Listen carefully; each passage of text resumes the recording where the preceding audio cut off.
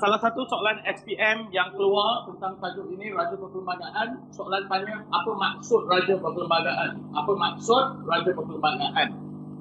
Maksud Raja Perperlembagaan. Raja Perperlembagaan, Raja di sini, ingat ya, merujuk kepada Agung kita. Yes, going to study about Agung. Ini adalah Agung. So, Raja dekat sini merujuk kepada Agung. Raja Perperlembagaan bermaksud Raja ini, Agung kita, mesti patuh kepada perlembagaan. Mesti patuh, mesti akur, mesti ikut perlembagaan. Ini bermakna kuasa Agung, apa-apa yang Agung boleh buat, kuasa Agung, kekuasaan Agung datang dari perlembagaan. Apa maksud kekuasaan Agung datang dari perlembagaan? Maksudnya, kalau perlembagaan, kamu tahu apa itu perlembagaan? Kalau perlembagaan menyatakan bahawa Agung boleh melantik Perdana Menteri. Agung berkuasa melantik Perdana Menteri. Ini bermaksud Agung ada kuasa untuk lantik Perdana Menteri. Agung boleh membubarkan parlimen. Ini bermakna Agung boleh membubarkan parlimen. So, apa-apa yang diterangkan dalam perlembagaan yang Agung ada kuasa tentang perkara itu. Kalau perlembagaan itu tidak beri kuasa, tidak beritahu Agung berkuasa dalam sesuatu hal, bermaksud Agung tak boleh buat benda tu. Contohnya, katakan perlembagaan menyatakan Agung tidak boleh melibatkan diri dalam politik. Okey, katakan ini dinyatakan dalam perlembagaan, Agung tak boleh libatkan diri dalam politik. Bermaksud Agung tak ada kuasa untuk campur tangan dalam hal politik. Itu maksudnya. So, apa Agung sama, kalau Agung nak tahu sama ada Agung boleh buat perkara itu atau tak boleh buat perkara itu, ke mana Agung perlu rujuk? If Agung wants, whether Agung can do this thing or cannot do this thing, perlembagaan. Itu maksud Raja Perlembagaan. So, kuasa Agung, kuasa yang di Pertuan Agung kita tertakluk kepada peruntukan yang terkandung dalam perlembagaan. Terkandung dalam peruntukan yang ada dalam perlembagaan. The powers of the Yang di-Pertuan Agong are derived from the provisions of the Constitution dalam bahasa Inggeris. Kuasa Yang di-Pertuan Agong tertakluk kepada peruntukan dalam perlembagaan. So, soalan ini pernah keluar. Kalau kamu nak ikut ayat dalam buku teks untuk jawab, ini ayatnya, kamu boleh highlight ini. Nombor 1, bermaksud sistem pemerintahan beraja mengikut peruntukan dalam perlembagaan Malaysia. Point 1, sistem pemerintahan beraja mengikut, kamu yang tak ada highlighter, guna pensel atau pen untuk gariskannya. Saya dah kata kamu mesti ada highlighter sebab ini akan jadi jawapan untuk soalan yang kita akan bincang nanti ya. Bermaksud sistem pemerintahan beraja mengikut peruntukan dalam perlembagaan Malaysia. Nombor 2, Yang di-Pertuan Agong bertindak berdasarkan perlembagaan Malaysia dan nasihat Perdana Menteri. 3, Baginda tidak boleh bertindak sendirian. Baginda tidak boleh bertindak sendirian. Point 1, 2, 3. Point 1, point 2, point 3. Ini adalah jawapan untuk maksud Raja Perlembagaan. Kamu boleh tandakan kat situ. Kalau soalan tanya maksud Raja Perlembagaan, use these points. Kalau kamu nak point 3 itu, kamu boleh tulis sampai ujung. Saya tak nak minta kamu highlight sampai ujung. Point 1, 2, 3 sepenuhnya ini jawapan untuk maksud. Tapi point 3 itu saya hanya minta kamu highlight, tidak boleh bertindak sendirian, right? But kecuali dalam hal tertentu yang memerlukan budi bicara baginda, itu pun kamu boleh highlight kalau kamu nak. But minimum kamu highlight apa yang saya minta kamu highlight sudah cukup. Correct? So ini jawapan untuk maksud raja berperlembagaan. Selepas itu,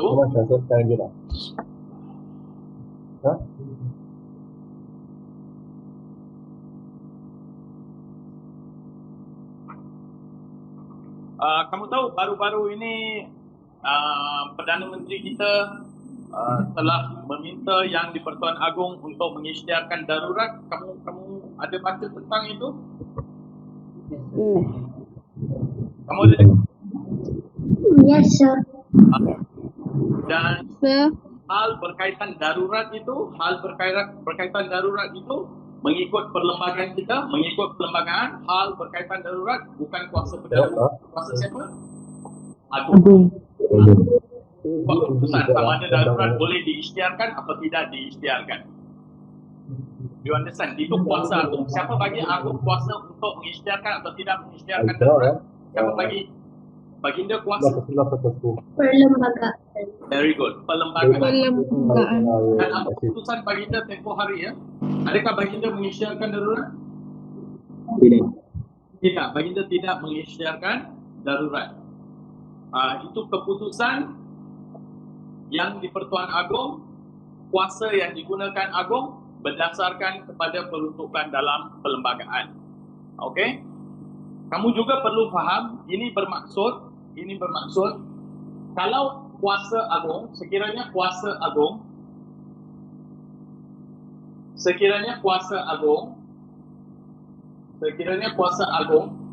tertakluk kepada perlembagaan, sekiranya kuasa Agong tertakluk kepada perlembagaan, ini bermaksud Agong tidak mempunyai kuasa. Isikan tempat kosong. Saya ulang.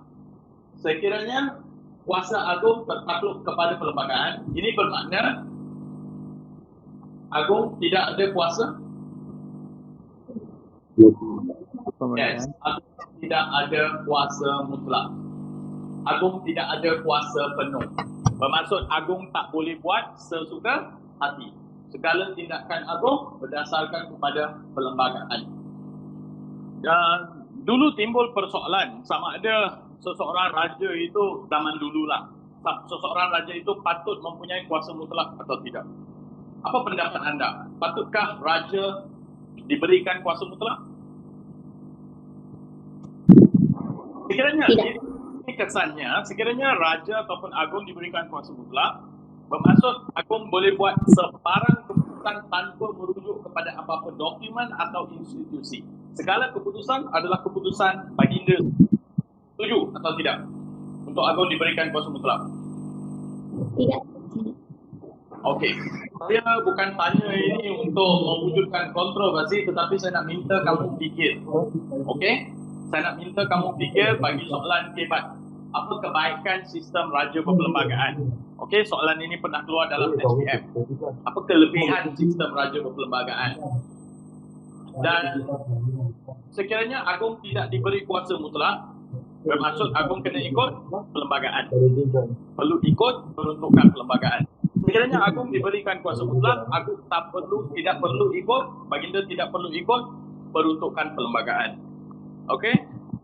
Dan dalam sejarah dunia ada banyak raja-raja zaman dahulu yang pegang kuasa mutlak dan buat sesuka hati. Salah satu contoh raja yang berkuasa mutlak yang saya sangat berminat untuk baca dulu ialah raja yang bernama King Louis the 16th, if I'm not mistaken. Ini raja di Perancis. Okey. Kamu boleh tengok apa yang boleh terjadi kesan kalau seseorang raja itu diberikan kuasa mutlak. Okey. Tengok apa yang berlaku. Kalau kamu berminat, cuba Google dan baca tentang Raja King Louis di Perancis ini. Kalau tak silap saya, the 16th. Okey? Baca tentang ini. seseorang raja yang pegang kuasa mutlak. Kalau raja itu raja yang berprihatin dan raja yang bermatlamat untuk jaga kebajikan rakyat, baguslah kalau raja itu pegang kuasa mutlak. Tapi kuasa mutlak ini kalau dapat di tangan setengah raja seperti yang telah dibuktikan dalam sejarah dunia, ini akan jadi seperti peribahasa Melayu, bagai kera mendapat apa? Kera dapat Bunga. bagai, kan? Seperti kera dapat ros. Saya nak kamu cuba fikir ya, konsep raja berperlembagaan dengan konsep raja berkuasa mutlak. Bezakan ini ya. Konsep raja berperlembagaan, kamu boleh catatkan ini, against konsep raja berkuasa mutlak. So, apa kelebihan dan kebaikan dua konsep ini? Tadi saya bagi contoh Raja Louis, right? Raja Louis. Saya nak bagi kamu satu lagi contoh. Ini adalah contoh negatif. Seorang raja berkuasa mutlak yang telah salah guna kuasanya. Tapi saya nak bagi satu contoh raja berkuasa mutlak, tapi raja ini telah gunakan kuasa mutlaknya secara positif. Bermaksud negaranya membangun dengan pesat. Imperialis pun tak boleh masuk menjajah negara dia. Negara dia membangun dengan pesat, pentadbiran dia jadi moden. Kamu tahu raja ini. Dia berkuasa mutlak, tapi dia telah gunakan kuasa mutlaknya. Xi Huangdi. Apa nama raja tersebut? Jangan diceritakan. Tahu. Sorry? Xi Huangdi. Xi Huangdi. Shi Huangdi? No. Si Huangti bukan. Shi Huangdi adalah contoh raja berkuasa mutlak. You can say so. Okay. If you think, because some people, you can't say Shi Huangdi is 100% positive, yeah? Because some people just Sama. they are against Shi Huangdi. So I'm asking you one contoh that everybody agrees is damn good. Who is it? You just studied in Form 5.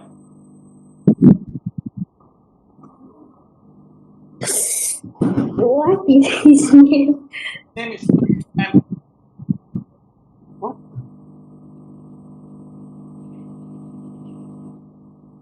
Ayo. And then O. Raja Mongkut. Raja Mongkut. Don't you agree with this? Okay, sehingga imperialis pun tak boleh jajah. Sehingga imperialis sendiri tak boleh masuk. He's the most brilliant raja. But remember, Raja Mongkut, raja berkuasa mutlak. Ini contoh yang positif. Okay, why I'm giving you all these examples? Very simple. All this will be useful for your KBAT question. You better start to think about this. So that's the KBAT part. Okay, one more fakta question. Raja Mutlak. Raja. Bidang kuasa agung. Okay, ini soalan yang dalam pemeriksaan. Bidang kuasa agung. Tadi kita kata perlembagaan beri agung kuasa, right? Sekarang kita nak tahu apa kuasa yang perlembagaan telah beri agung. Apa kuasa yang perlembagaan telah beri agung. Okay, ini soalan fakta. Kamu boleh hafal 5 poin untuk ini. Undang-undang.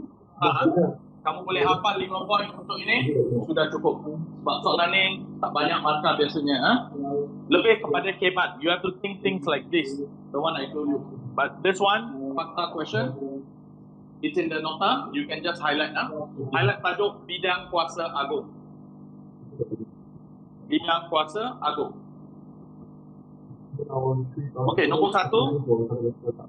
Sebagai ketua negara, make it fast ya.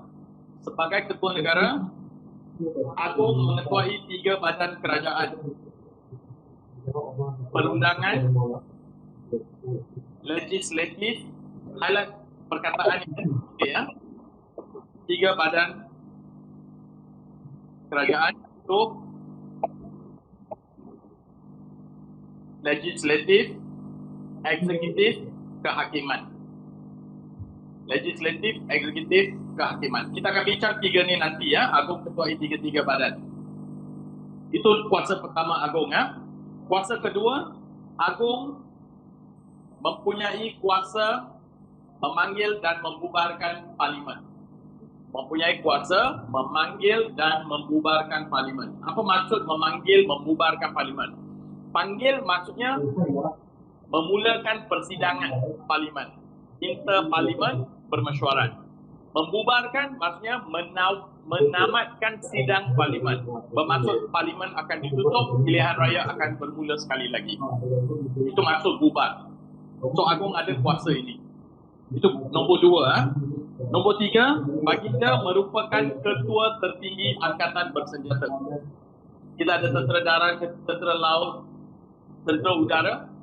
Bagi semua angkatan bersenjata ini, Agung ialah ketua. Poin yang sama, poin tiga, Agung berkuasa mengampun dan menangguhkan hukuman terhadap kesalahan Mahkamah Tentera. Okey, apa-apa yang dijatuhkan di mahkamah, hukuman yang dijatuhkan di Mahkamah Tentera, Mahkamah Tentera adalah mahkamah yang dikhususkan bagi golongan tentera. Katakan, ini contoh yang saya bagi ya. Katakan kamu ialah seorang tentera dan kamu telah bunuh seseorang. Kamu telah bunuh seseorang. Kamu akan dihadapkan ke mahkamah mana? Adakah mahkamah tinggi, mahkamah rayuan, mahkamah persekutuan, mahkamah session, ke mahkamah mana awak akan pergi? Mahkamah Tentera. Bawa ke mahkamah tentera. Okey, awak akan dibawa ke mahkamah tentera. Jadi, sebab apa awak dibawa ke mahkamah tentera? Sebab awak tentera. So, semua tentera akan dibicarakan di mahkamah tentera. Katakan mahkamah tentera jatuhkan hukuman penjara seumur hidup. Contohlah, mahkamah tentera. Now, Agung boleh masuk campur. Agung boleh kata, tak apa, benarkan dia keluar tak payah jalani hukuman. Okey? Agung boleh lakukan itu. Bermaksud Agung boleh mengampunkan. Memaafkan. Tak apa, maafkan dia, bagi dia masuk tentera balik. Atau Agung boleh beritahu ini. Agung boleh mengampunkan, macam contoh tadi. Agung boleh kata, seumur hidup. Okey, tak apa. Bagi dia masuk tentera dulu, bagi dia berkhidmat. Dia akan jalani hukuman nanti selepas 10 tahun. So, boleh menangguhkan. Agung juga boleh menangguhkan hukuman yang dijatuhkan oleh Mahkamah Tentera. Are you clear? But remember, this is only for Mahkamah Tentera. Mahkamah lain, Agung, walaupun Agung, untuk mahkamah lain, Agung mempunyai kuasa untuk mengampunkan, tetapi itu masuk dalam kategori lain. Bermaksud kalau seseorang itu telah dipenjarakan untuk beberapa tahun semasa Hari Keputeraan Duli Yang Maha Mulia, Agung juga boleh memaafkan.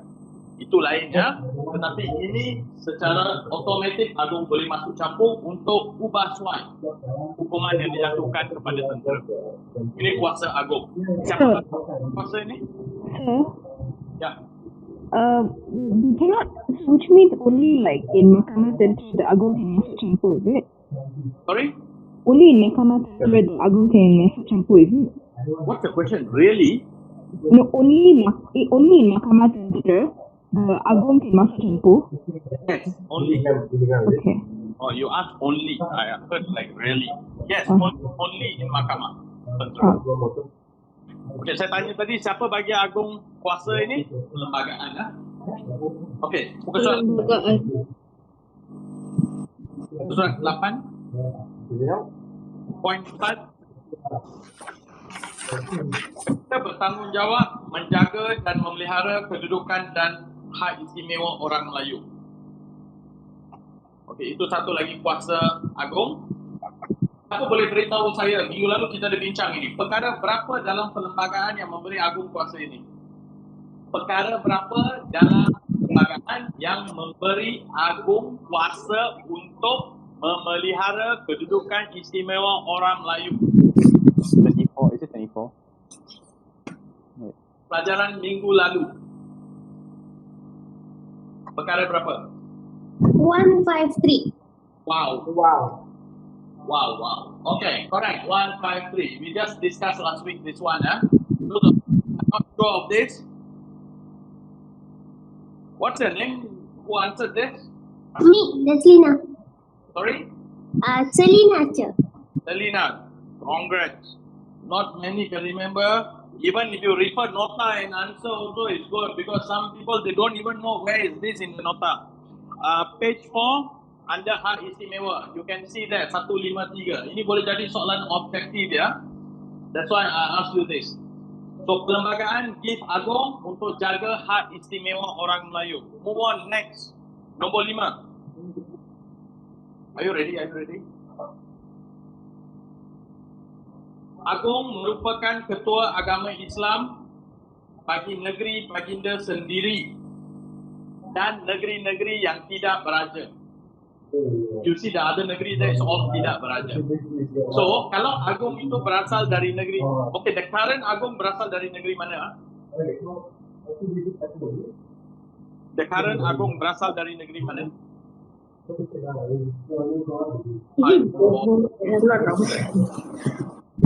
Give me 1 minute. Think about it. Sir,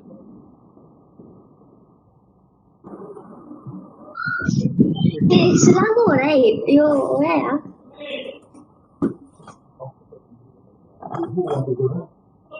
Faham? Selangor, right? Faham, right? I feel it's Selangor. Let's ask Mr. Google. Where are you? Perak lah.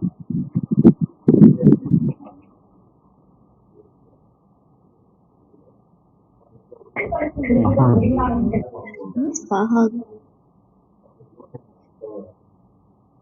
No, I think Negeri Sembilan lah, guys.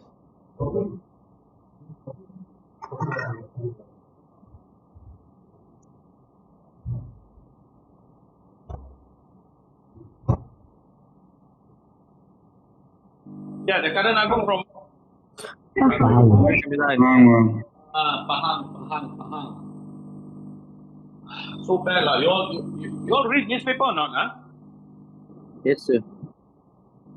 The rest, you all read news. You all know what is newspaper or not?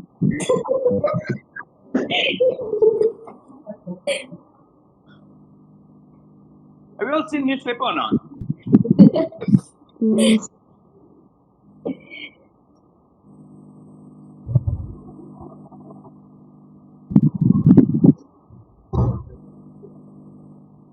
That day I asked one student, do you know what's going on in US now?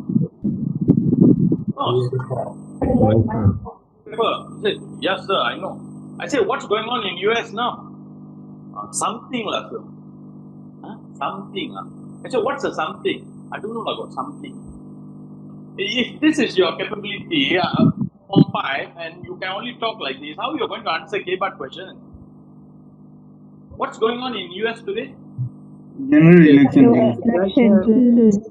Yeah. Who is leading? Biden. Yeah, Joe Biden. Joe Biden is leading now. But Trump said he already won, you know.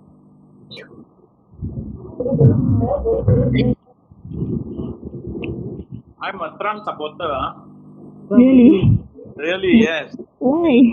Trump since I was very young that time. I love Trump. So you're joking? Man, I read all his books when I was very young. Wow, you know, Trump is actually a very intelligent guy, you know. Really? But he's very... Don't believe newspaper all, okay? Internet all, don't believe. Because nobody likes smart people, right? Okay? Newspapers, internet, all these are media that always will want you to listen what they are telling. Okay? But personally, sorry lah, I'm just sharing with you, so that you can think. I'm a real Trump supporter. I hope you can still win lah. I really hope. Okay, never mind. One thing for sure, yeah, don't believe what you read. You are fed with all kinds of information. Kamu diberi pelbagai maklumat. Bukan ilmu pengetahuan tau. Surat khabar, media, Facebook, all this ialah maklumat yang mereka mahu kamu percaya. Jadi jangan percaya, kamu kena fikir sendiri ya. A lot of fake news, false information, yes, that's a good word. Not just fake news, false information, you know, whatever. Even surat khabar di negara kita, media di negara kita. Jangan percaya, ada banyak perkara-perkara yang berlaku di sebalik semua ini. Jadi kalau kamu mau berfikir secara kritik dan kritis, you must go beyond that. Beyond the stupid newspapers, stupid Facebook, all this. You must go beyond this. You have to start to think really, start to compare. Okay, this guy is telling this guy is telling this. Okay, a lot of things. So ingat, soalan kebat kemahiran berfikir. If you just read newspaper, you won't have the kemahiran berfikir. There's a way to think. Okay. Next point. Ya, Agung kita sekarang, ya contoh tadi ya, Agung kita datang dari Pahang, Agung kita Pahang. So, oleh kerana Agung yang dipertuan Agung berasal dari Pahang, jadi Agung ialah ketua agama Islam bagi negeri Pahang dan negeri-negeri yang tak ada raja. So, Agung akan jadi ketua agama Islam. Negeri-negeri mana yang tak ada raja? Can you tell me negeri yang tak ada raja?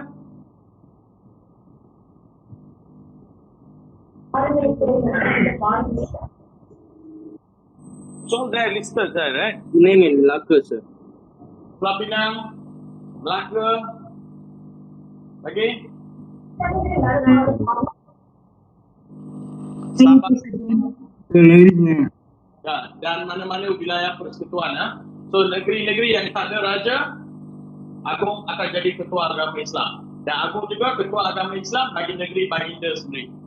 Okey, ini semua dalam pemeriksaan jangan ulang satu persatu. Kamu tulis ayat begini. Agung akan menjadi ketua agama Islam di negeri Baginda dan juga bagi negeri-negeri yang tidak beraja. Tak perlu ingat satu persatu kalau ini jadi masalah. Just say negeri-negeri yang tidak beraja. Okey. Poin 6 juga.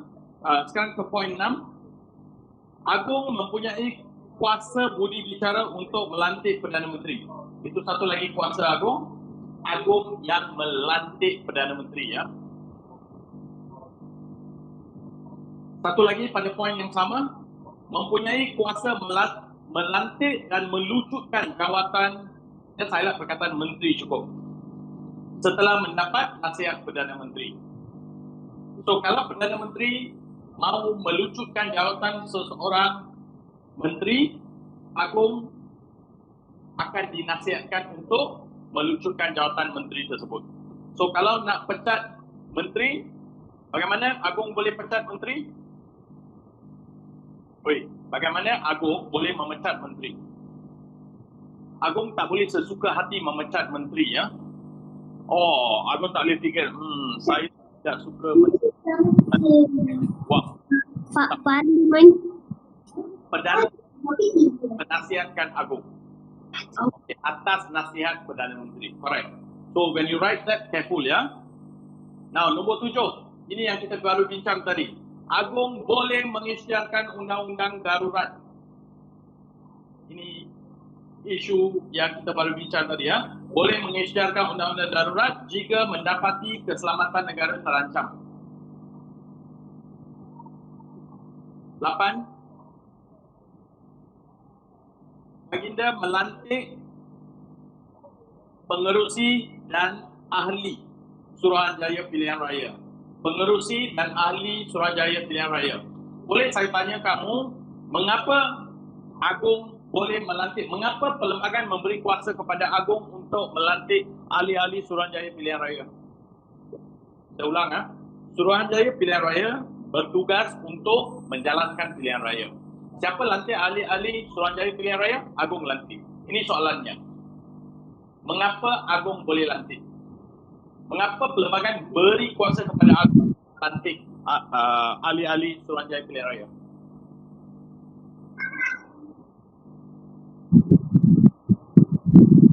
Kenapa? Itu boleh keluar dalam peperiksaan apa yang baru saya tanya kamu, ha? Suruhanjaya Pilihan Raya, Suruhanjaya Pilihan Raya. Apa sebenarnya? Tugas penting Suruhanjaya menjalankan Pilihan Raya. Siapa lantik? Ahli-ahli ini? Agong lantik. Siapa lantik mereka? Agong lantik mereka.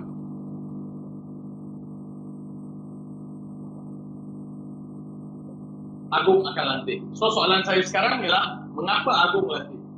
Mengapa bukan Perdana Menteri lantik?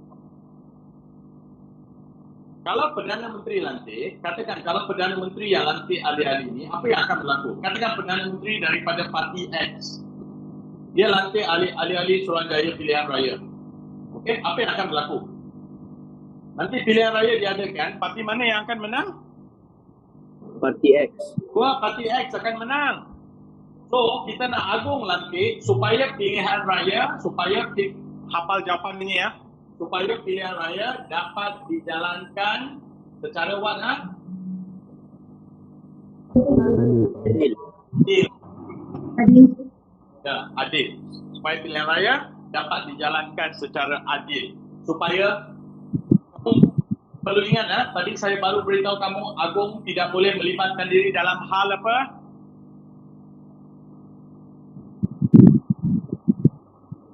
Politik. Jadi Agong tidak akan peduli. Agong don't care whether parti W menang. Agong don't care. Agong just make sure ahli-ahli Suruhanjaya Pilihan Raya baginda lantik so that pilihan raya dapat dijalankan secara adil. So it will be fair. Okay, move on. Got other examples there. I'm not interested. You just study that. Point number 9. Baginda bertanggungjawab melantik peguam negara. Ini penting ya. Penting sebab telah keluar dalam soalan objektif. Melantik peguam negara, ketua audit negara. Okey, ketua audit dan peguam negara Agong lantik. Dan satu lagi, ini soalan objektif ya. Mempunyai kuasa tertinggi untuk mentauliahkan duta-duta negara kita. You all know what is duta, right? Duta ialah wakil negara kita yang dilantik untuk ke negara-negara tertentu. Agong lantik duta. Mentauliahkan maksudnya kamu boleh anggap sebagai melantik. Okey, sama seperti melantik, mentauliahkan. Maksudnya melantik duta. So Agong juga berkuasa untuk melantik duta. Okey, dan dapat ini ialah kuasa Agong.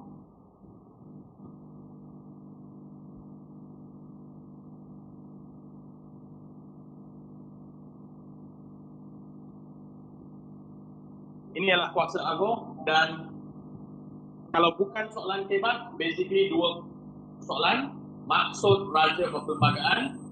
Maksud Raja Perperlembagaan, ini soalan fakta. Satu lagi soalan fakta ialah kuasa Agong. Dua-dua ini kamu telah highlight. Ini soalan fakta. Tapi saya rasa kalau fakta pun maksimum kamu mungkin dapat 8 markah kat sini ya. 6 hingga 8 markah. Okey, ini bermaksud 12 hingga 14 markah lagi datang daripada soalan debat. Haruskah konsep Raja Perperlembagaan dikekalkan juga di negara kita? Wajarkah dikekalkan?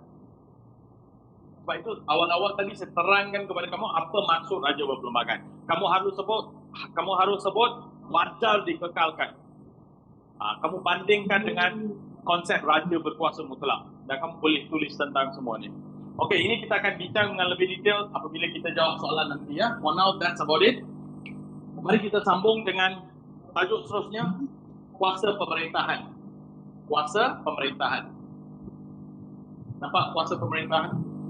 Okey. Highlight tajuk ini, kuasa pemerintahan.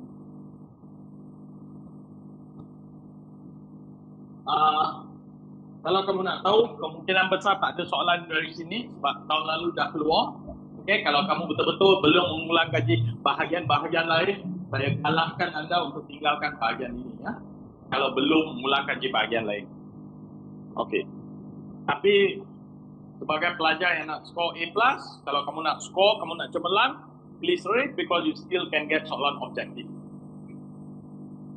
Okay, kuasa pemerintahan merujuk kepada ini ya. Kuasa pemerintahan merujuk kepada 3 badan. 3 badan kerajaan. Merujuk kepada 3 badan kerajaan. Kamu boleh salin ini ya. It's supposed to look like this. 3 badan kerajaan tersebut ialah satu, kita panggil eksekutif. Okay, sama maksud dengan badan pelaksana.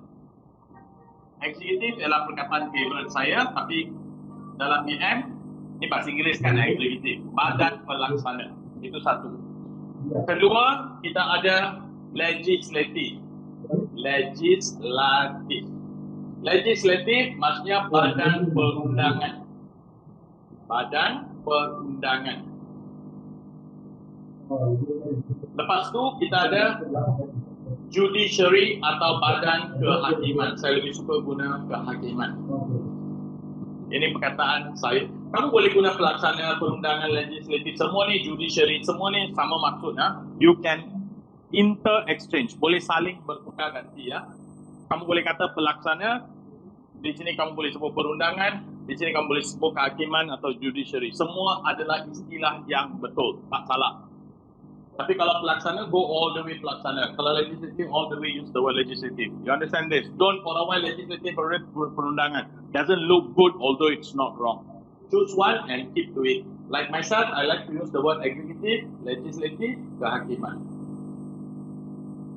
Okay. Now, pertama sekali, ingat poin tentang Agung kamu highlight tadi. Agung mengetuai ketiga-tiga badan kerajaan. Ini adalah 3 badan kerajaan. Ketiga-tiga ini diketuai oleh Agung. Ketiga-tiga badan ini diketuai oleh Agung. Okey, untuk kamu faham 3 badan ini, saya bagi dengan ringkas apa itu eksekutif, legislatif dan kehakiman.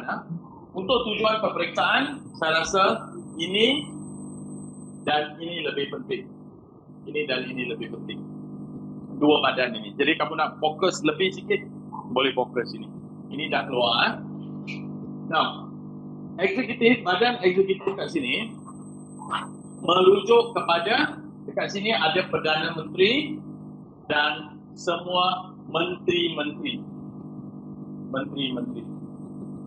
Perdana Menteri dan menteri-menteri. Dan Perdana Menteri dan menteri-menteri secara keseluruhan yang ini, Perdana Menteri dan menteri-menteri ini dipanggil sebagai kabinet ataupun jemaah menteri.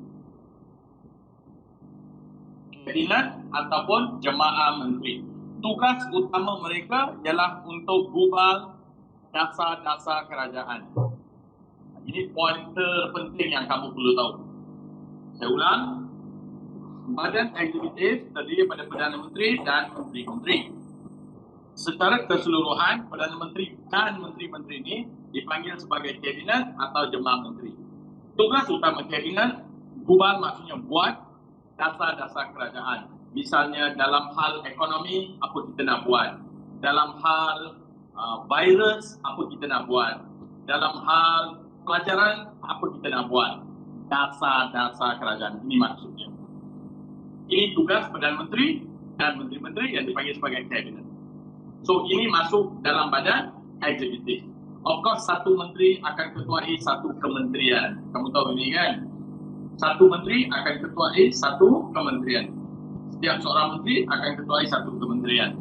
Dan bawah kementerian ada jabatan. Semua ini diterangkan dalam nota kamu. Saya tak mau masuk detail. Tapi perkara paling penting yang boleh jadi soalan ialah apakah fungsi kabinet? Ini fungsi kabinet. Gubal dasar-dasar kerajaan.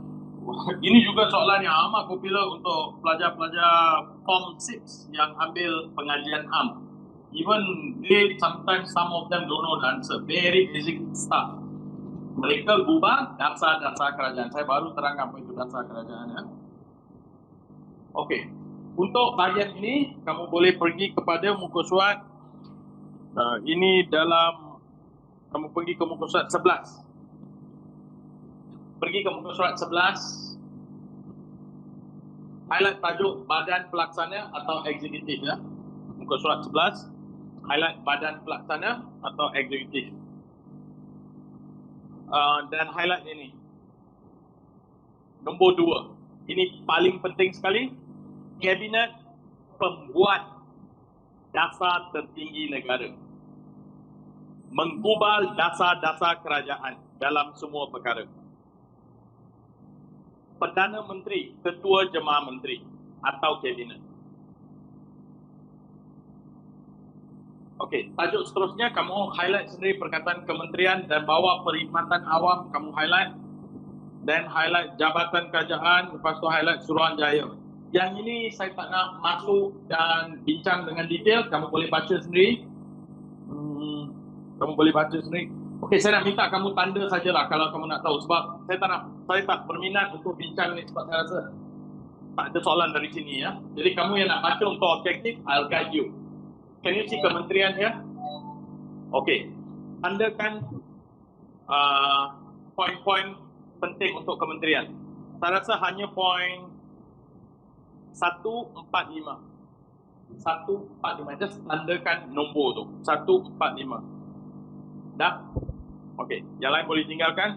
Perkhidmatan awam di sini tak perlu baca apa-apa, tak perlu tinggalkan terus. Okey, jabatan kerajaan dekat sini kamu boleh tandakan poin 456. 456. Okey, itu saja. Yang lain-lain kamu boleh tinggalkan. Okey, kita masuk bahagian legislatif. Legislatif di sini merujuk kepada badan yang kita panggil sebagai parlimen. Di sini letaknya parlimen. So parlimen comes under legislative. So soalan asas macam soalan asas tadi. Apa fungsi kabinet? Menggubal dasar-dasar kerajaan. Apa fungsi parlimen? Apa fungsi parlimen? Siapa nak jawab ni? Siapa nak cuba? Apa fungsi parlimen? Menggubal undang-undang. Ya, menggubal undang-undang negara. Menggubal undang-undang negara. Ini fungsi parlimen. Dan kalau parlimen buat undang-undang itu akan dipanggil sebagai akta.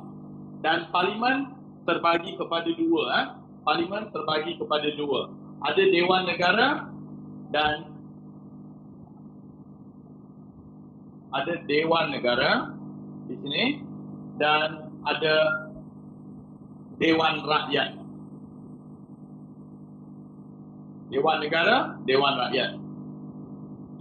Now, satu perkara yang amat penting kamu perlu tahu, bagi Dewan Negara, ahli-ahli agung lantik. Ahli-ahli agung lantik. Nampak kan ya? Agung lantik ahli-ahli Dewan Negara. Ahli-ahli Dewan Rakyat, ahli-ahli Dewan Rakyat dipilih oleh rakyat melalui pilihan rakyat. Ini perbezaan penting antara keanggotaan Dewan Rakyat dengan keanggotaan Dewan Negara. Okay, you become anggota Dewan Negara, agung sahaja boleh lantik kamu. Tapi kalau kamu nak jadi ahli Dewan Rakyat, sesiapa pun boleh jadi ahli Dewan Rakyat. Asalkan kamu menang dalam pilihan rakyat, kamu jadi ahli Dewan Rakyat. Okey? Dan ini kita nak bincang dengan detail. Saya bagi 1-2 minit bagi kamu nak salin ini sebab saya tak cukup tempat ya. Saya nak padam ini dan fokuskan kepada ini satu. Saya nak zoom kepada ini. Saya nak padam ni. Kalau kamu nak salin, saya bagi masa sekejap. Sebab kalau kamu salin carta ni, nanti apa-apa yang kamu boleh baca, kamu boleh isikan ikut carta ni. Jadi senang untuk kamu faham. Saya bagi masa 2 minit untuk salin.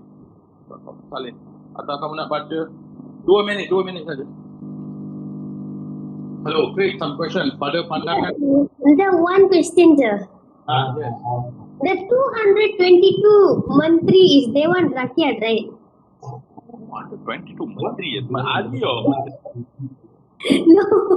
No, the total Mantri. Okay. You are just asking Hello? Sir? Just asking based on the nota, or you asking your question? No,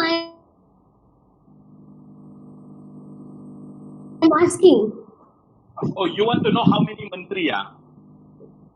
No, sir, this 222 monthly.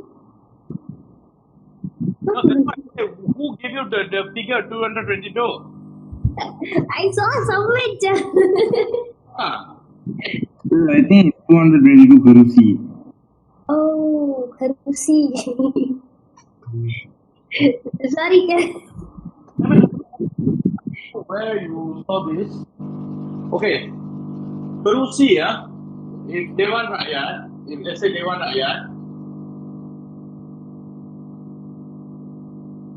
this is Kerusi Dewan Rakyat.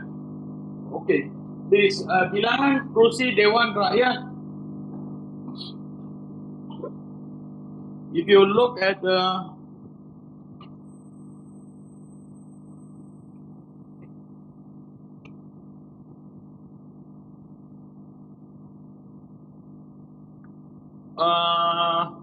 go to your nota page 9. Go to nota page 9.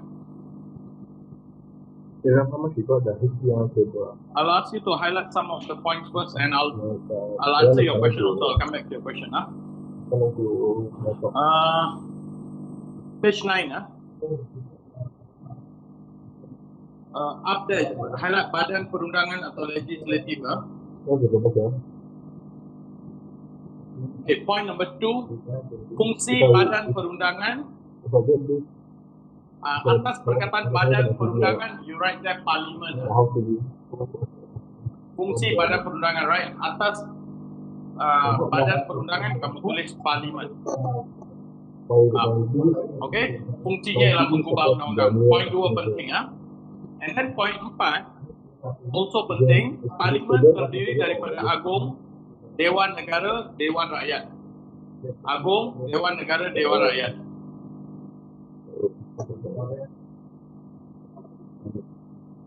Now, this one, I think I should explain first to you. When we talk about Parliament, we always say Parliament daripada Dewan, that's how I prove for you, right? Dewan Negara, Dewan Rakyat. But don't forget, the tiga badan atas ada Agung, right? Remember saya kata tadi, Agung ketuai ketiga badan.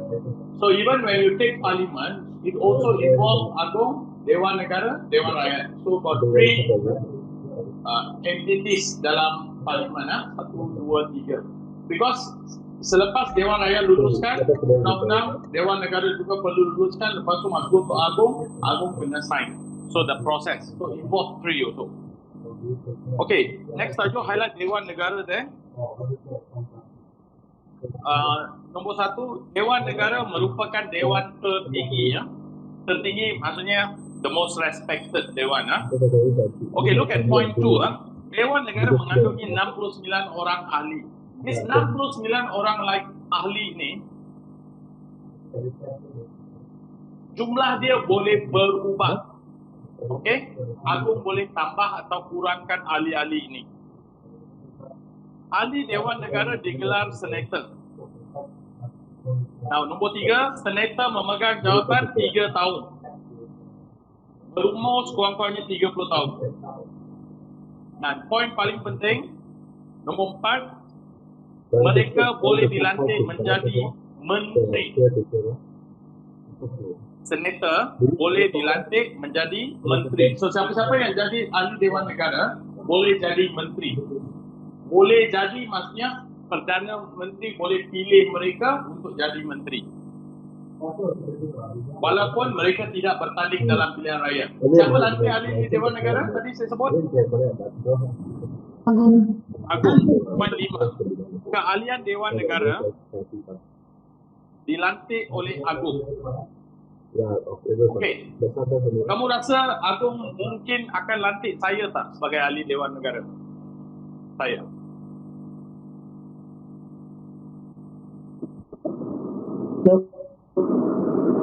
You think Agung should lantik me or not? Just tell no lah. No. Tidak. No. Zachary, what do you think? No. For the I mean, government servants, I mean, I feel that somewhere. Government servants. It's not about me. I'm asking you what kriteria that Agong use untuk lantik seseorang. How Agong decide? Bagaimana Agong buat keputusan? Oh, dia boleh need dilantik. Dia to be Government servant. Sumbangan negara. answer is in point 7. Maksudnya terdiri itu yang telah beri sumbangan cemerlang. Highlight ini telah beri sumbangan cemerlang dalam pelbagai bidang. Kamu boleh lihat bidang-bidang tersebut. Jadi senator adalah seseorang yang telah beri sumbangan, telah banyak berkhidmat kepada negara. If you think saya telah banyak berkhidmat kepada negara, Agong boleh lantik saya, terpulang pada Agong. Okay? Mereka yang telah beri sumbangan. Itu yang penting. Sekarang Dewan Rakyat, go to Dewan Rakyat. Ahlinya dipilih oleh rakyat dalam pilihan raya umum. Okey. Nombor 2, kamu tengok ada 219 ahli, right? Ini yang kamu sebut 222. Angkanya boleh berubah. Angkanya boleh berubah. Kadang-kadang kita akan tambah ahli Dewan Raya, ahli Dewan Negara. Jadi kamu tanya saya tadi 220, maybe now got 222. If you have read that, maybe because angka ni berubah. We don't know currently how many. This is probably correct. Ini adalah ahli Dewan Rakyat, ahli Dewan Rakyat. Maksudnya mereka telah 222 ini telah menang dalam Pilihan raya. But out of these 22, you cannot call all of them menteri, not all of them menteri, From these 222, let's say I'm the Perdana Menteri. Hello, I'm the Perdana Menteri. Let's say I'm the Perdana Menteri, Tan Sri Siva. I'm the Perdana Menteri. Okay? I look here, got 222, right? Listen carefully, I might pilih 20 over here to become Menteri. 20 from here to become Menteri. So maybe I like this person. Okay, come, become Menteri. And then this is Dewan Rakyat, right? And then I will look into Dewan Negara. I see inside Dewan Negara, in the Dewan Negara, I got my old friends all there. My good friends there. Can I also choose them to become my Menteri? Can I choose them to become my Menteri?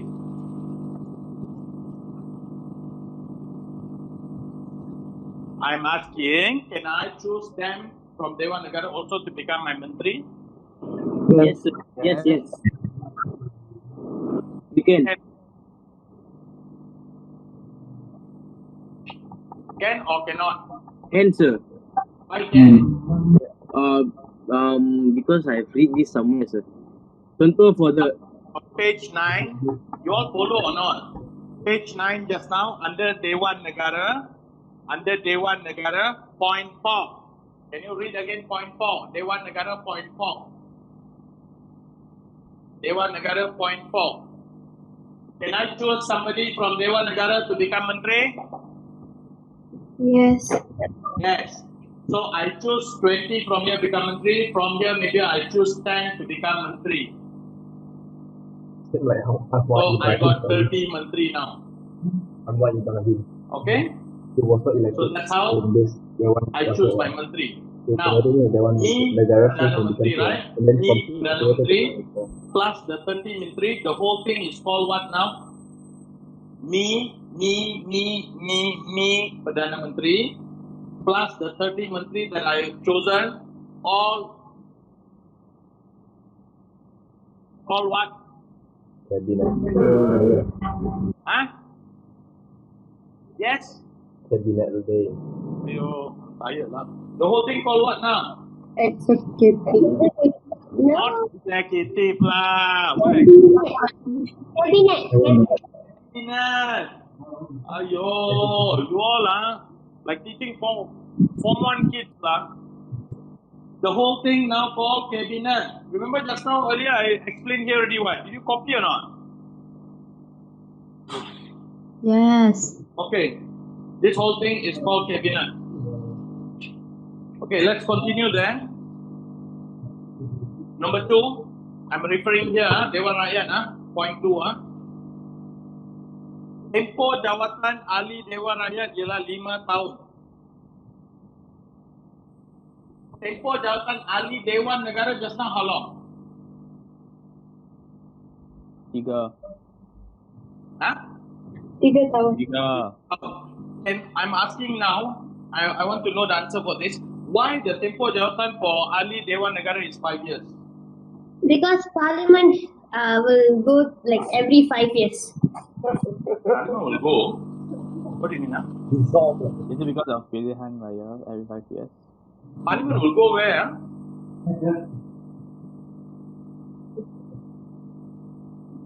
You're saying Parliament will go? Pilihan raya, sir. Sorry. So the bracket right there, kerana pilihan raya, or just right there pilihan raya, so that you know, that's why it is 5 years, only 5 years their tempo. Sometimes it's shorter than that, it can be 2 years, 1 year also. Why? It's up to the Perdana Menteri when they want to have pilihan raya. If let's say Dewan Raya baru dipilih hari ini, but then tomorrow Perdana Menteri won election, then you become Menteri or you become ahli Dewan Raya only for 1 day. You understand or not? That's in theory. Okay? But maximum 5 years. Maximum 5 years.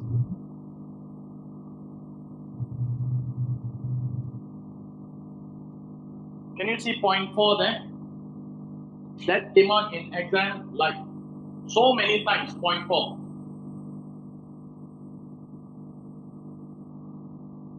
Look at point 4.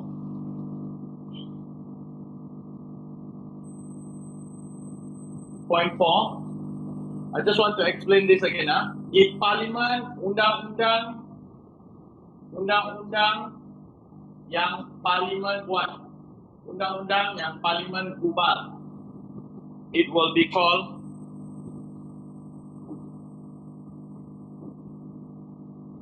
akta. Undang-undang yang diubah oleh undang-undang yang Dewan Undangan Negeri Gubal. Gubal maksudnya buat, undang-undang yang Dewan Undangan Negeri Gubal dipanggil enactment. Make sure you hafal this. It can also be soalan structure. What is akta? Then this the answer. What is enactment? This the answer.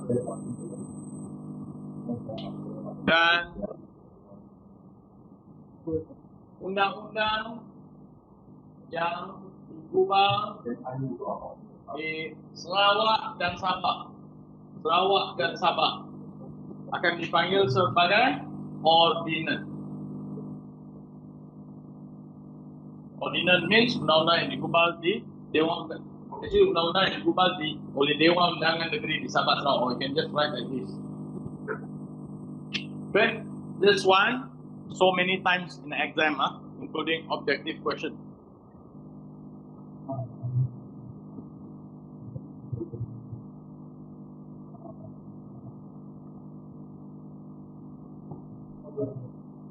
Okay, next one. Proses meluluskan undang-undang. Can you highlight this? Proses meluluskan undang-undang. Okay, this is the most important tajuk under this. If you're lucky, you might get question on this. Kalau bab 7 keluar, this is very hot. Kalau bab 7 keluar, why I said that? Because I already told you last week, and just now also I told you, bab 7 got question last year. So if they decided to repeat, this is one of the important or hot area.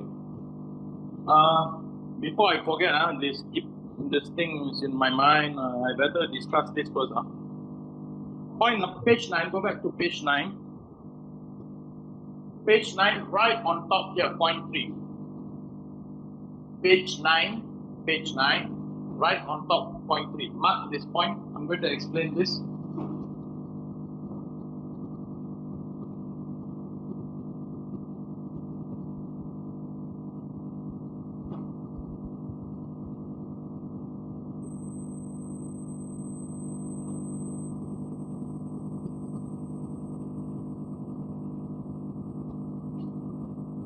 Just now we said got 3 badan kerajaan, right? Got 3 badan kerajaan. Without looking at your nota, can you tell me the 3 badan just now? Using my favorite choice of word here. Legislative. Executive. Executive. Executive. Kehakiman. Now, executive cannot masuk campur in legislative. Legislative cannot masuk campur here. This one cannot masuk campur here. This one cannot masuk campur here. Kuasa, the meaning is kuasa ketiga-tiga badan ini, kuasa ketiga-tiga badan ini diasingkan. Ini dipanggil sebagai doktrin pengasingan kuasa. I think in point number 2 there you can see before the point 3, doktrin pengasingan kuasa. Ambil perhatian ini, doktrin pengasingan kuasa. So possible exam question is, mengapa kuasa diasingkan? So for example, can Perdana Menteri go to mahkamah and sit in the mahkamah and become judge? Just imagine, our Perdana Menteri can jump here and become hakim. Then hakim can jump here, become. You understand or not? So this person from here cannot campur here cannot campur here. Why this one diasingkan? Mengelakkan pembolotan kuasa. Yeah, that's the written in point 3. You can highlight that. Mengelakkan pembolotan kuasa. Maksud pembolotan kuasa? Elak salah guna kuasa. Elak salah guna kuasa. Elak penindasan. Itu maksud pembolotan kuasa. So if one person control everything, it's like just now Raja berkuasa mutlak, can do anything. So we separate. You don't touch her, you don't touch her. Like that. So understand this possible exam question also. Ini panggil doktrin pengasingan kuasa. Okay, we'll take a break here. Too tired already. Now, after we come back, we discuss the hot area. Proses mengubah undang-undang. This one look like messy, right? I'll just give you one short formula. Just memorize that. Done already. Okay? Okay. Proses meluluskan undang-undang di parlimen, di parlimen. Parlimen is not the right word. Proses meluluskan undang-undang. Okay, undang-undang kita akan melalui, kalau nak gubal undang-undang, mesti melalui proses ini, ya. Kamu boleh rujuk nota dari bawah ini. Okay, kamu mula dari bawah, ya, dari bawah. Then go up like this, don't come from like that, from bawah. So you start from point number 9 there. So it's arrow up, you can see, Okay, proses pertama, Jabatan Peguam Negara. Jabatan Peguam Negara akan, sebelum Jabatan Peguam Negara, start with Kementerian first, Kementerian akan, hold on, Kementerian akan bagi cadangan. Kementerian, contoh, kita ambil satu contoh. Katakan Kementerian, ini contoh, katakan Kementerian Pelajaran. Dan Kementerian Pelajaran mau buat undang-undang supaya, supaya undang-undang, mau buat undang-undang, cadangannya ialah mula sekolah, undang-undang mula sekolah semasa 5 tahun. Sekarang kita mula sekolah berapa tahun?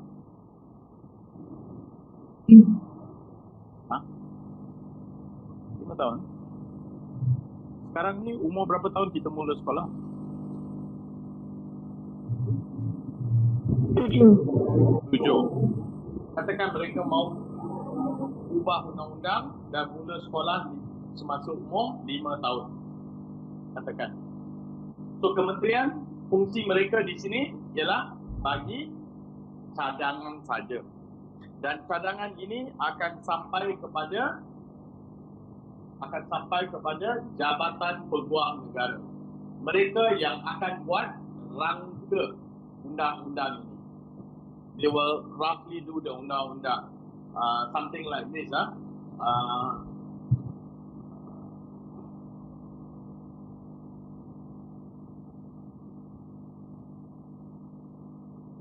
Kanak-kanak berumur 5 tahun wajib, okay, they will do the undang-undang.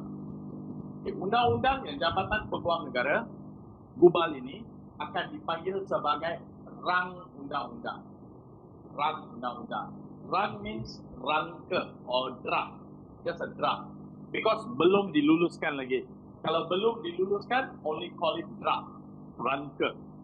Kemudian, selepas Jabatan Peguam Negara buat undang-undang ini akan sampai ke Dewan Rakyat. Okey? Kementerian bagi cadangan, Jabatan Peguam Negara akan merangka undang-undang tersebut. Di Dewan Rakyat, mereka akan melalui 4 proses. Ini penting. Proses pertama dipanggil sebagai bacaan pertama. Apa tujuan bacaan pertama? Kamu boleh lihat pada nota anda. Mereka akan bacakan tajuk sahaja. Okey, tajuk undang-undang ini ialah mula sekolah 5 tahun contohnya. Okay, they will read the tajuk so that the ahli-ahli Dewan Rakyat 222 orang lebih kurang tadi, mereka akan balik, mereka akan fikirkan umur 5 tahun pergi sekolah, is it good or bad? Why? Because when they come back, there will be a bacaan kedua. What is bacaan kedua? What's the purpose? On your point number 6, mereka akan bahaskan. Good or not. Apa manfaatnya? Apa kelemahan undang-undang? Mereka akan bahaskan. Lepas tu akan ada satu lagi peringkat dipanggil sebagai peringkat jawatan kuasa. Peringkat jawatan kuasa ini adalah peringkat di mana mereka akan bincang secara teliti. What's the word? Is it teliti there? Nombor 5. Okey, bincang secara terperinci.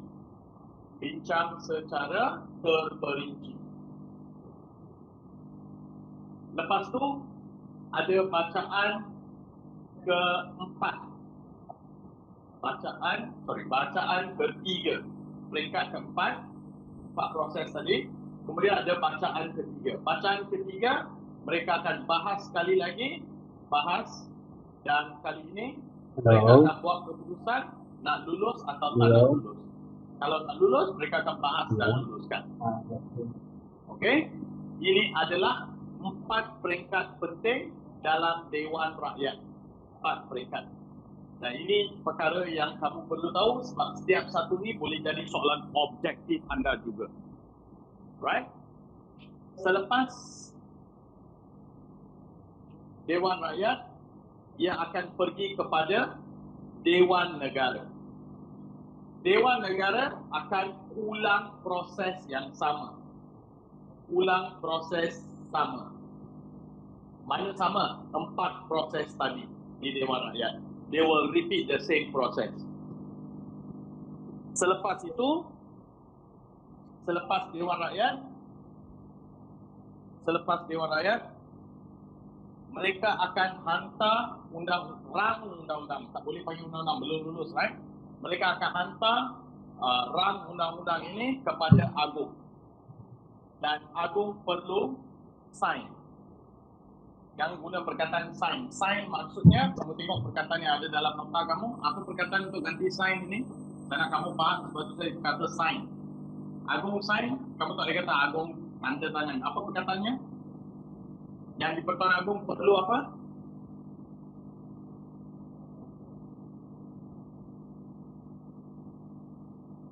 Mengiktirafkan. Mana? Yang di Perkenankan mohon. Perkenankan. Menurun. That's the word they sign. Okay, dalam right sign. Perkenankan rang undang-undang. Lepas tu rang undang-undang itu akan diwartakan. This is a very important word. Diwartakan. Diwartakan maksudnya diumumkan kepada rakyat. Diwartakan. So once diwartakan, rang undang-undang itu baru jadi undang-undang yang sah. So perlu wartakan. So keyword dia warta. Saya ulang, apa warta tadi? Umumkan kepada rakyat. Rakyat mesti tahu apa undang-undang. Kalau tak, kita tak tahu apa undang-undang, macam mana nak ikut. So ini prosesnya. So akhir sekali selepas diwartakan, dia akan jadi undang-undang yang sah. Okay, this whole thing, kamu boleh jumpa, kamu mungkin dapat soalan galurkan. Galurkan, kamu kena susun ikut proses. Mana dahulu, mana kemudian. Tak boleh campur adukkan semua ini. So, galurkan is step by step. Yang ni dulu, kemudian ni, kemudian ni, kemudian ni, kemudian ni. Okay? Nah, kalau kamu tengok betul-betul, ambil perhatian perkataan galurkan tadi ya. Okay? K, J, D, R, for, D, N, A,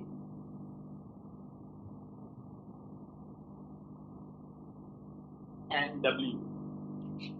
A and W. Okay, ini formula untuk proses perubahan undang-undang. Ini prosesnya. Oleh kerana ini sangat penting untuk tujuan peperiksaan, kamu boleh hafal ini ya. So kalau soalan keluar macam yang saya bagi tadi, peringkat 1 kamu cerita tentang K, peringkat 2 kamu bincang tentang J, peringkat 3 kamu bincang tentang DR4. Ini contoh jawapan ya. Dan peringkat 4 kamu bincang DN, peringkat 5 kamu bincang tentang A, peringkat 6 kamu bincang tentang W. Saya bagi anda 1-2 minit, cuba fikirkan apa jawapannya. What is K? Tanpa rujuk nota, just try. If you didn't get, it's okay, just try. What's the Kementerian. Kementerian? What's the keyword for kementerian? What is Cadangan.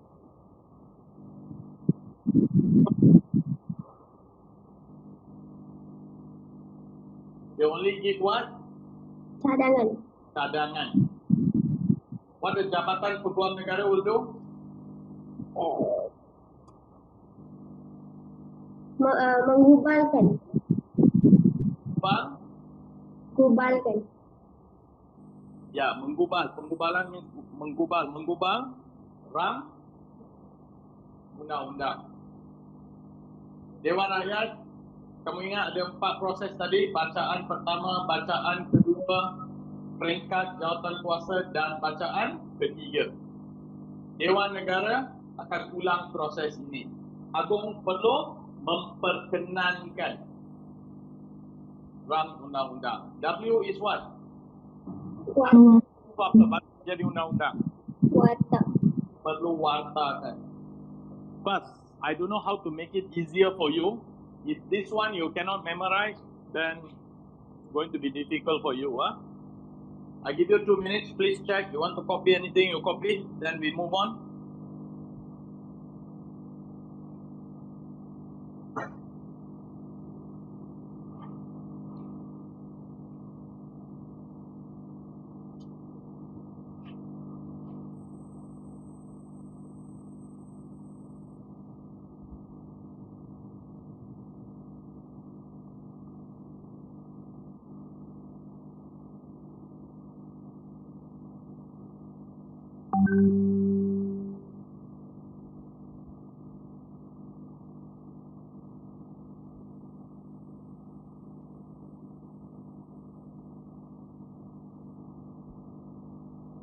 Kalau saya just tanya kamu tahu jawapan, apa peringkat jawatan kuasa ni, apa tujuannya? Let's say soalan objektif. Apa yang berlaku pada peringkat jawatan kuasa di Dewan Rakyat? Bincang secara terperinci. Yes, very good. So that kind of objective question you can get. Are you okay? Can we move on? Anybody still copying? No. Shall I continue?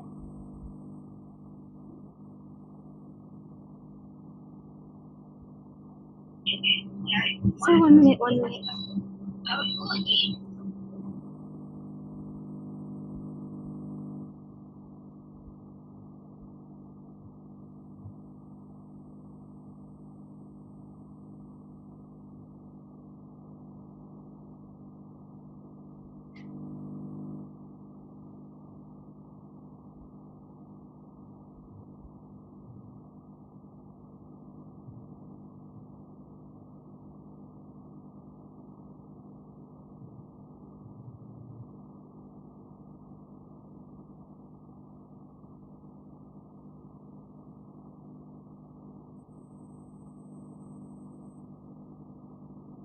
Okay.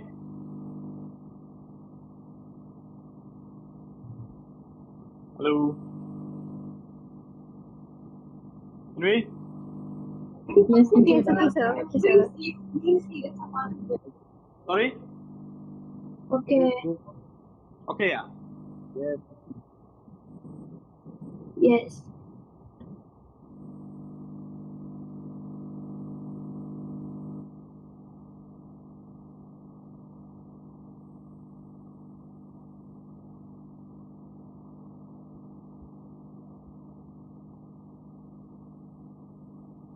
We go to the last badan, that is Badan Kehakiman. Badan Kehakiman. Badan Kehakiman, kamu perlu tahu kuasa Badan Kehakiman. Kalau soalan tanya kuasa Badan Kehakiman atau kuasa mahkamah, jawapan sama. And then kamu perlu tahu struktur mahkamah. Struktur mahkamah. Dan kamu perlu tahu pelantikan hakim. Pelantikan hakim. Okay, ada 3 perkara. Yang pernah jadi soalan ialah yang nombor 1 ni, kuasa Badan Kehakiman. Sekurang-kurangnya kamu perlu tahu 4 isi di sini ya. So, yang ini soalan fakta. Jadi kamu just boleh highlightkan isi-isinya. Apa tugas Badan Kehakiman? Ini adalah pada muka surat 12, bawah sekali. Tengok sini. Muka surat 12. Poin paling bawah, poin 1 ya. Highlight peranan dan kuasa. Kalau soalan tanya peranan, kuasa dekat sini juga boleh membawa maksud peranan, fungsi Badan Kehakiman. Jawapan sama. Nombor 1, mempunyai kuasa mendengar serta menentukan perkara sibil dan jenayah. Itu 1. Mendengar serta menentukan perkara sibil dan jenayah. Nomborkan itu isi pertama. Saya kata tadi ada 4 kan? Kedua, poin 4, boleh menentukan kesahihan undang-undang. Boleh menentukan kesahihan undang-undang. Apa maksud kesahihan undang-undang? Kesahihan maksudnya sah atau tidak. Sah atau tidak. Itu maksud kesahihan. Saya nak bagi tahu kamu contohnya, tadi kita telah lihat proses penggubalan undang-undang, dan proses penggubalan undang-undang tadi, proses terakhir tadi ialah proses apa? Sebelum undang-undang itu diluluskan menjadi undang-undang yang sah. What's the last process just now?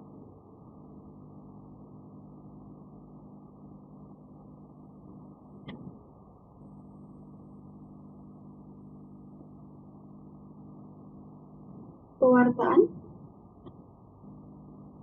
The last process, what was it?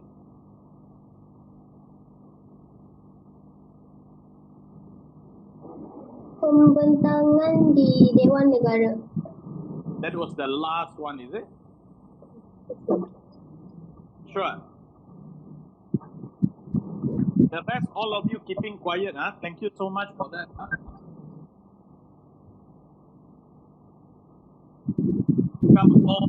I don't know what to say. I don't want to scold you, but you're just being ridiculous. You are just being ridiculous.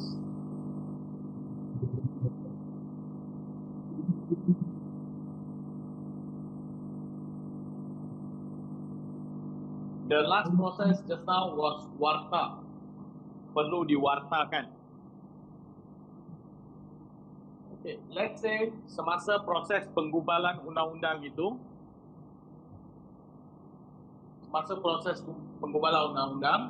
undang-undang itu tidak diwartakan. Apa maksud warta tadi saya beritahu anda? Memberitahu rakyat. Okay, let's say tidak diwartakan, rakyat tidak diberitahu. Dan saya disaman RM1,000 kerana tidak ikut undang-undang itu. Okay, saya disaman RM1,000. Saya sangat marah sebab saya tahu undang-undang itu tidak diwartakan. Apa saya boleh buat?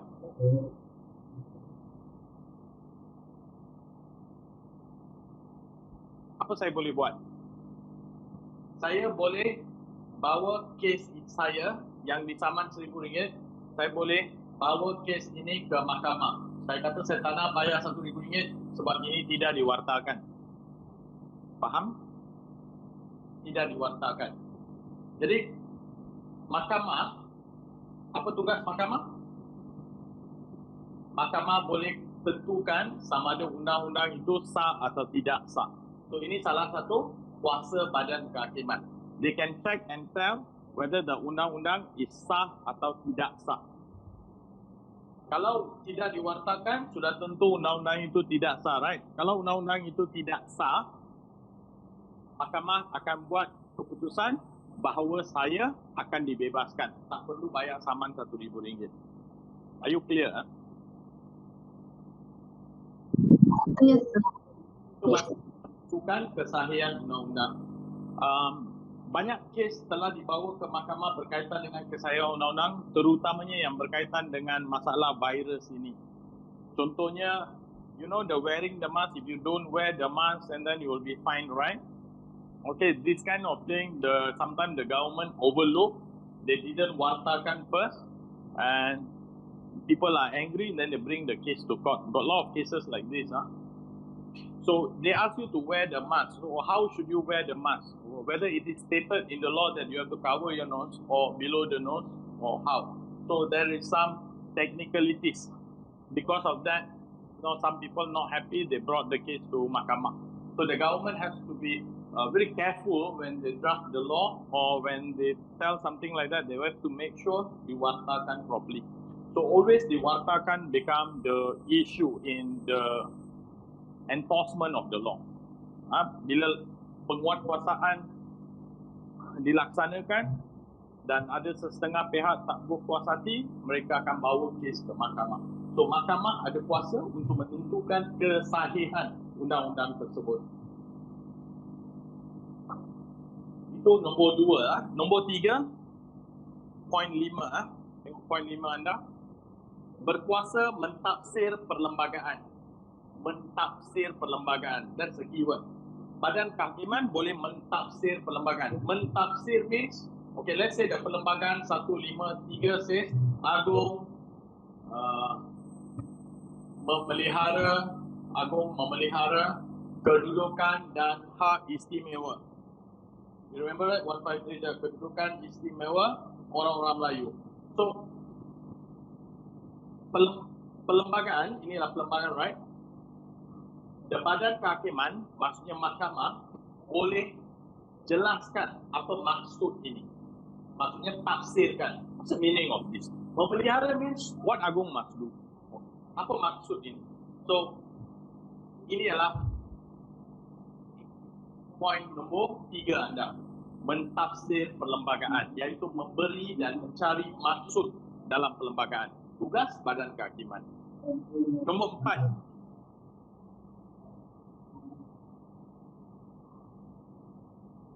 Poin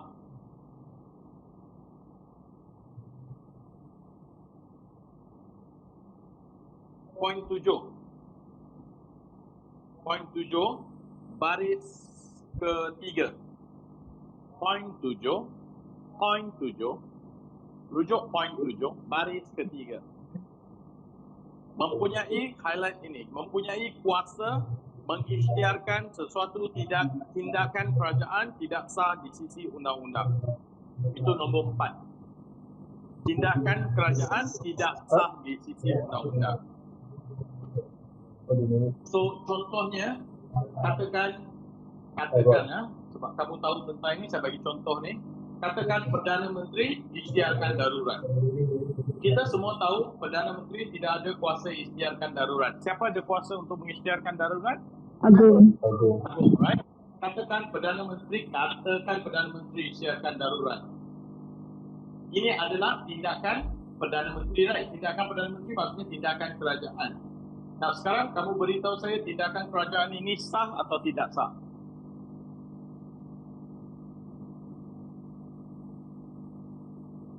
Tidak sah. Tidak sah. Kenapa tidak sah? Only Agung can make that decision. Kerana tidak ikut apa? Perlembagaan, isn't it? Kerana perlembagaan kata siapa ada kuasa? Agung. Perlembagaan kata hanya Agung ada kuasa. So kita tahu tindakan kerajaan ini tidak sah. Jadi apa kita boleh buat? Apa rakyat boleh buat? Boleh bawa kes ke mahkamah. Dan apa mahkamah akan buat? Read what you just highlighted just now. Apa mahkamah boleh buat? Mahkamah mempunyai kuasa untuk apa? Mengisytiharkan sesuatu tindakan. Kerajaan tidak sah di sisi undang-undang. Itu maksud nombor 4. Okey? Ambil perhatian itu. So 4-4 saya dah bincangkan ya. 4-4. Sebab ini keluar dalam peperiksaan. So ada kemungkinan diulang di mana-mana bahagian. Pada mana-mana bahagian kertas 2 anda. Dan juga mungkin kertas 1 objektif. Okey, lepas tu pergi kepada struktur mahkamah. Okey, struktur mahkamah ini hanya boleh keluar kalau ada soalan objektif atau struktur. Ini tak boleh jadi esei lah. Susah untuk buat esei. Struktur mahkamah ini saya tak mau bincang panjang, tapi tolong ambil perhatian perkataan ini. Mahkamah atasan, mahkamah bawahan. Mahkamah rendah. Rendah juga ambil perhatian. Saya baru sebut perkataannya. Bawahan. Atasan atau rendah atau bawahan. Ambil perhatian dua ini. So kalau soalan tanya, namakan 2 contoh mahkamah atasan. So sampai sini ialah mahkamah atasan. 2 contoh kamu boleh bagi. 2 contoh mahkamah bawahan atau rendah. Ini 2 contoh. So ini sesuatu untuk kamu hafal. Okey, pergi muka surat seterusnya. Hakim. Tajuk seterusnya. Nombor 1, highlight ini. Semua hakim dilantik oleh Agung dengan nasihat Perdana Menteri. Siapa lantik hakim? Agung lantik hakim, tapi dengan nasihat Perdana Menteri. Nombor 2, urusan pelantikan, kenaikan pangkat dan pelucutan jawatan di bawah kuasa Agung.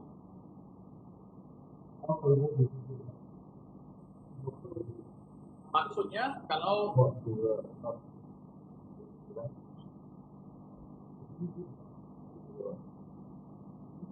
maksud poin ini hanya Agung ada kuasa untuk lucutkan jawatan hakim. Hanya Agung ada kuasa untuk naikkan pangkat hakim, kenaikan pangkat ataupun lucut jawatan. Hanya Agung boleh lakukan ini. So hakim is very special. Hanya Agung bertindak untuk naikkan pangkat atau lucut jawatan hakim. Dan nombor 3, hakim tidak boleh dipecat dengan sewenang-wenangnya. Tidak boleh dipecat dengan sewenang-wenang, maksudnya sesuka hati. So ada proses tertentu untuk pecat hakim. You cannot simply say, okay hakim awak dipecat jawatan. There's a process, there's a tribunal. Ada jawatan kuasa yang perlu dilalui sebelum hakim dipecat. Dan nombor 4 adalah sesuatu yang saya telah ulang banyak kali tadi. Hakim tidak dibenarkan mengambil bahagian dalam politik. hakim tak boleh masuk campur dalam hal politik. Kalau hakim terlibat dalam politik, banyak keputusan hakim nanti akan memihak kepada contoh parti-parti tertentu. So they don't want that. And last sekali, penasihat undang-undang kerajaan, peguam negara. Apa tugas peguam negara? Peguam negara akan menasihati kerajaan dalam hal-hal, this is like government's lawyer. Government's lawyer. So, peguam negara akan menasihati kerajaan dalam hal undang-undang. Kalau kerajaan disaman, katakan kita tak puas hati, kita lawan kerajaan, peguam negara akan bertindak menjadi peguam bela. Maksudnya, membela tindakan kerajaan. Peguam bela. Kalau kerajaan nak saman kita, peguam negara akan menjadi pendakwa raya. Pendakwa raya. Ini adalah poin 6 dan 7.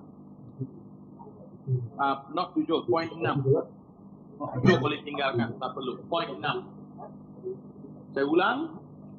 Peguam negara, kalau kita saman, peguam negara akan jadi peguam bela. Means they defend the government. Defend the government. Membela kerajaan. Kalau this is to sue. If the government want to sue you, the peguam negara will become their pendakwa raya. Okay, that's the points for hakim, yeah. Okay, on your last part, you can see pilihan raya. Next page, pilihan raya. Okay, this pilihan raya, I'm not going to go the rest, segala apa yang ada di sini selepas ni, saya anggap tidak begitu penting. Cuma saya nak kamu baca sendiri yang ini, ya. I will tell you which is the important point. Please mark. I'm not going to go into details this one. Highlight tajuk pilihan raya. Pilihan raya. Okay. Can you see peranan SPR here? Okay. I want you to highlight this peranan SPR. Point 1, 2, 3 mark as something that you must read. Peranan SPR. Point 1, 2, 3. And then tujuan pilihan raya here, tujuan pilihan raya, I want you to mark only point number 3 and 4. You know why I'm giving you? Mainly for objective question, 3 and 4. Mark that point. 3, 4 and 5, sorry. 3, 4 and 5. 3, 4, 5. Very possible for objective, yeah? And then proses pilihan raya you can leave out. Siapa layak jadi calon? Point number 1,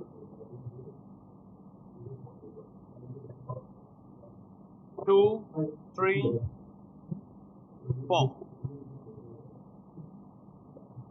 and 5. 1, 2, 3, 4, 5. Okay, next one. Siapa layak mengundi? Point number 1, 2, 4. 1, 2, 4. And then campaign. Point 2. Campaign point 2. And then, okay, can you see kepentingan pilihan raya here? Okay, ini pernah keluar sebagai soalan kebat. This is only for kebat. You can kepentingan pilihan raya. You can mark that as kebat. That one is for kebat only.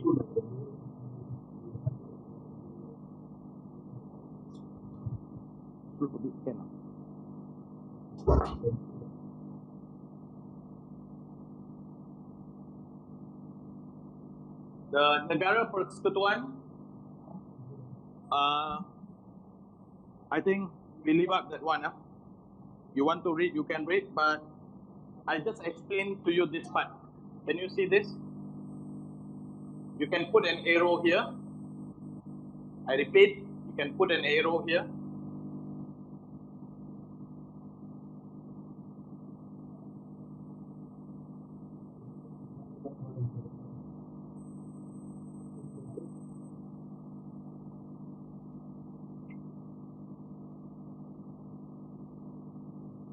This one is called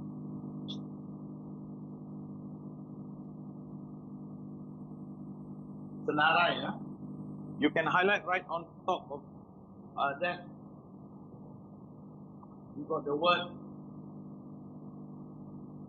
senarai persekutuan, senarai negeri. Can you highlight that in your nota?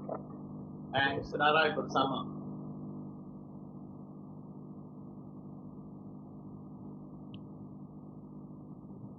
Okay, whatever you see here under this thing, whatever you see this, okay, the meaning is this, ya. Whatever perkara-perkara yang ada dalam ini, perkara, I use my own words to explain to you, perkara-perkara yang ada di sini dalam senarai persekutuan. Okey, perkara-perkara yang ada dalam senarai persekutuan hanya Parlimen boleh buat undang-undang. Boleh gubal undang-undang. So whatever things ya, perkara tentang ini hanya Parlimen boleh buat undang-undang. Perkara-perkara yang ada dalam senarai negeri, perkara-perkara yang ada dalam senarai negeri, okay, yang ini hanya Dewan Undangan Negeri boleh buat undang-undang. Perkara yang ada dalam senarai bersama, ini Parlimen ataupun Dewan Undangan Negeri boleh gubal, boleh buat undang-undang tentang perkara ini.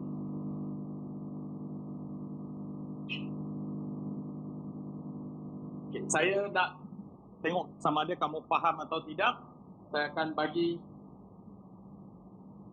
contoh.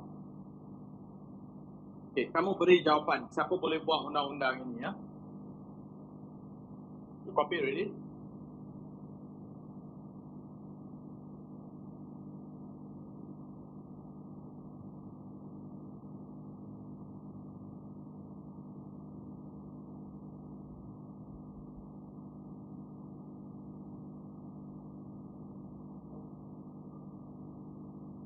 Okey, contoh. Hal berkaitan dengan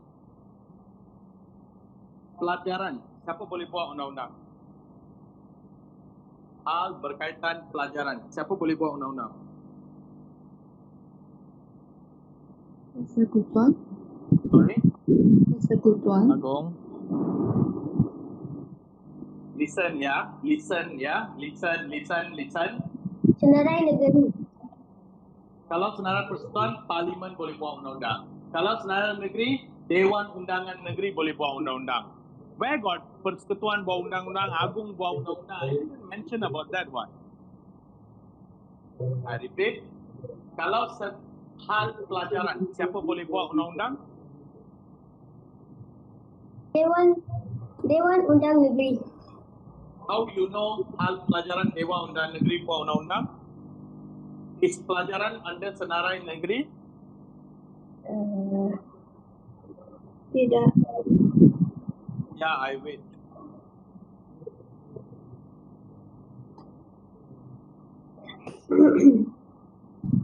Persekutuan. Parlimen. Why Parlimen boleh buat undang-undang? How you answer that? Pelajaran is under senarai persekutuan. Thank you so much. That is how to answer this part. For your information, continue next page. Pelajaran is here. So, because pelajaran is under senarai persekutuan, that means only Parlimen can do undang-undang. Understand? Your buku text is rubbish, because the way buku text explain is not clear. That's why I ask you to copy this, This is in my own words. If you follow your buku text, you can memorize lah, but you won't understand. Then you give all kind of crap answers. That's why it's important to sit down in this class and listen. Okay, never mind. I give another example to make sure you understand. If the perkara is something to do about, let's say, hal ehwal luar negeri. So the government want they want to talk about don't want to kawan, let's say with US, for example. You want to kawan law about hubungan luar negeri like this. Siapa ada kuasa buat undang-undang? Parliament. Why Parliament? Because hal Iwan luar negeri senarai persekutuan. Dalam senarai persekutuan. Yes, thank you. Now make sense or not this one? Yes. Yes. Because if not, what will happen? Listen ya. Dewan Undangan Negeri buat undang-undang untuk negeri. Remember? Dewan Parlimen buat undang-undang untuk negara. If both of them can do the same law, what will happen? For example, I give you pelajaran. I give you another example. Okay, look at this. Let's say this example. Okay, katakan Dewan Undangan Negeri Selangor. Follow this carefully ya. Dewan Undangan Negeri Selangor, mereka telah buat undang-undang dan beritahu 12 tahun baru pergi sekolah. Enjoy dulu, 12 tahun, 7 tahun tak payah pergi sekolah, 12 tahun baru pergi sekolah. Dewan Undangan Negeri Selangor buat undang-undang ini. Okay? Now, kamu tinggal di negeri Selangor. Kamu tinggal di negeri Selangor. Tapi kita tahu ada parlimen ada beritahu kita, parlimen kalau buat undang-undang akta, right? Dan akta beritahu kita 7 tahun kena pergi sekolah. Contoh kita ada 2 contoh. Parlimen akta kata 7 tahun pergi sekolah. Dewan Undangan Negeri Selangor, semalam mereka telah buat undang-undang, pergi sekolah boring, enjoy dulu, 12 tahun baru pergi sekolah. Kamu tinggal di negeri Selangor. Kamu tinggal di Selangor. Umur berapa tahun kamu hantar anak kamu pergi sekolah? Atau undang-undang yang mana kamu akan ikut? Parlimen. Undang Parlimen. Undang Parlimen.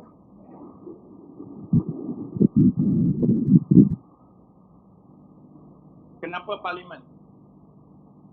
Sebab Senarai persekutuan. sebab undang-undang Dewan dan undang buat sah. Think first. Because pelajaran is under Senarai Persekutuan, maka dan Senarai Persekutuan can be. Pelajaran is under Senarai Persekutuan. So Senarai Persekutuan means who got the power? Parlimen. Kan Dewan Undangan Negeri buat undang-undang tentang pelajaran? Tak boleh. So undang-undang yang Dewan Undangan Negeri Selangor ni apa akan jadi? Undang-undang ini akan diisytiharkan sebagai tidak Sah. tidak sah.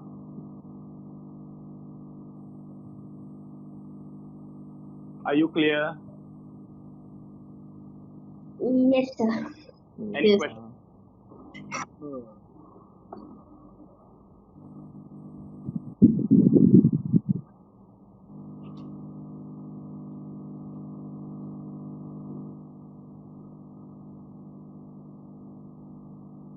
Any questions?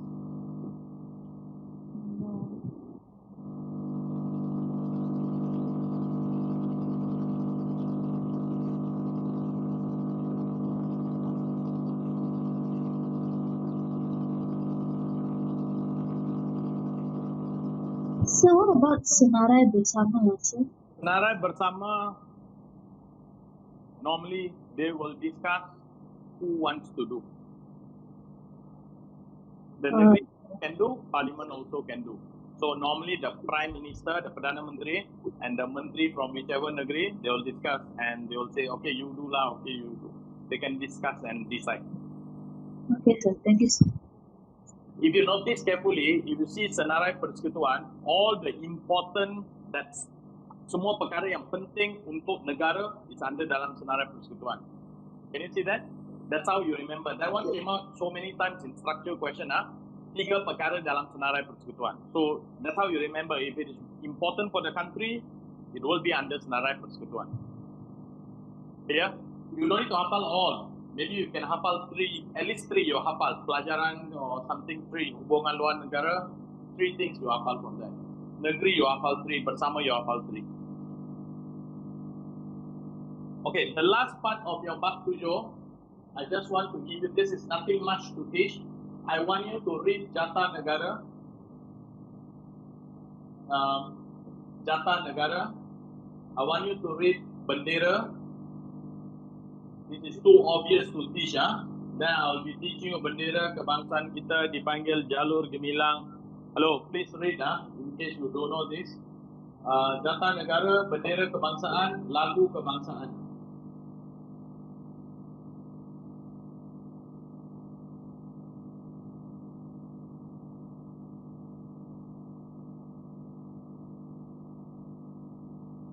Jata Negara, bendera kebangsaan, lagu kebangsaan. Ini semua dipanggil apa? What's the name? Lambang negara. Lambang negara.